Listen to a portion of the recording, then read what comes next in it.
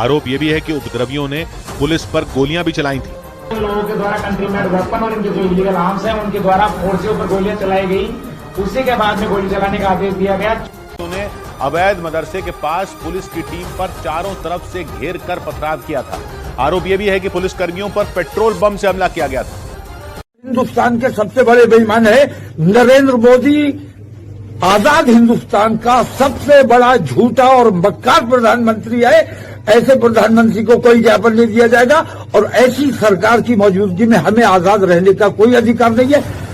तमाम मुसलमान, हिंदुस्तान भर के मुसलमान इंशाल्लाह गिरफ्तारी देंगे।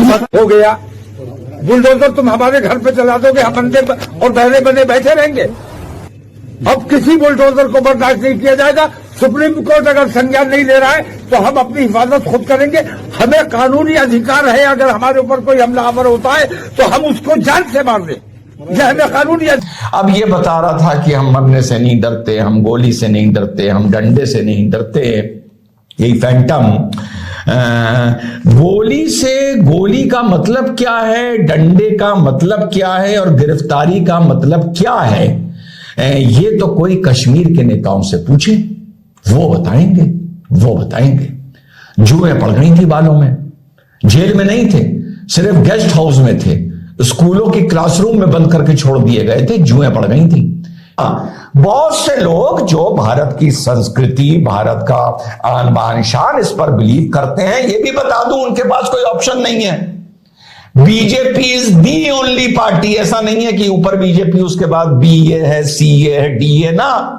ए बीजेपी, बी बीजेपी, सी बीजेपी, डी बीजेपी, ई बीजेपी, एफ बीजेपी, सिर्फ बीजेपी 1 to 10 बीजेपी। 11वें नंबर पे वाले कोई आता हो, उस तरह के विचार जो रखते हैं लोग, ये भी मानता हूं, ये भी देखो बोल रहा हूं, तो ये भी एक तारीफ हो गई।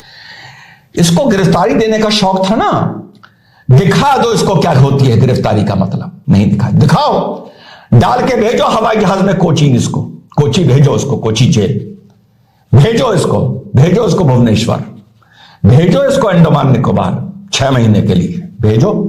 पता चल जाएगा इसको, इसके पूरे खानदान को, इस फैंटम के जो कह रहे थे ना तौकीर के मत वाले कहां चले, जेल चले, बना और भेजो। चलो, जो घटिया कानून है उसी कानून के सहारे जब कप्तान, डीएम कोशिश करते हैं झुग्गी हटाने के लिए, अवैध निर्माण हटाने के लिए, तो हाई कोर्ट आके खड़ा हो जाएगा, सुप्रीम कोर्ट आके खड़ा हो जाएगा, नहीं, इनको रहने दो, इनकी झुग्गी तोड़ दोगे तो कहां जाएंगे।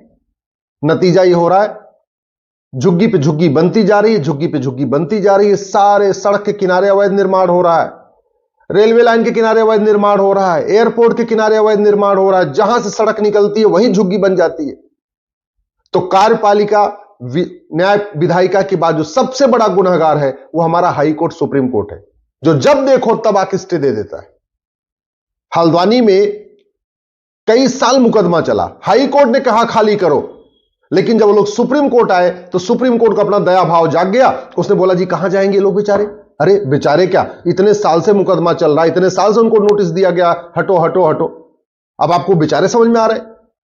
ये जो पुलिस वाले घायल हुए हैं ना, इनको जो खून निकला है, इसके लिए हाई कोर्ट के जज और सुप्रीम कोर्ट के जज भी जिम्मेदार है।